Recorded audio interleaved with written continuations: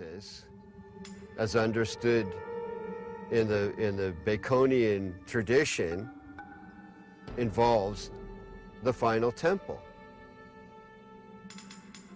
the spiritual headquarters, if you will, of the new Atlantis. The idea of that temple is central to Freemasonry, the Knights Templar, and of this there is no doubt. They've all expressed it. All these arcane societies have let it be known that this is really ultimately a central goal. They seem to all gravitate toward there being a temple, a need for a temple, except Orthodox Muslims who say, no, we're the last religion. These buildings are fine, thank you very much.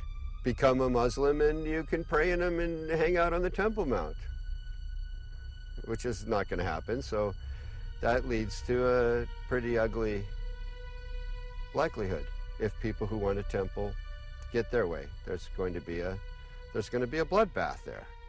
Also, I believe it's spiritual because Satan has always desired God's place. That's why in Masonry you have Jebulon right there on the altar, Baal, the ruler of demons, in the Masonic altar.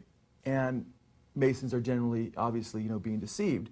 However, right there on the Temple Mount in Israel, you have the Dome of the Rock, and the Golden Dome, the Black Dome, and within these domes you have statements right there on Israel's Temple Mount, statements that Allah is God, and Allah has no, or God has no son, and Muhammad's his prophet, a denial of the true God and his son, Jesus Christ. And again, that's what 1 John identifies as being the spirit of Antichrist, those that deny the Father and the Son, 1 John chapter 2. And that's a harbinger of the ultimate Antichrist to come, who's going to sit in the temple of God, showing himself that he is God. So isn't it interesting? Here we have Benjamin Krim speaking of a coming Maitreya, who will rule as the coming Imam Mahdi of Islam. Of course, he can't really rule, and there can't be world peace unless the Jews, in his mind, are annihilated. And by the way, according to Muslim teachings in the Hadiths, when the Imam Mahdi comes, or when the Messiah comes, he will destroy the Jews and the people of the cross.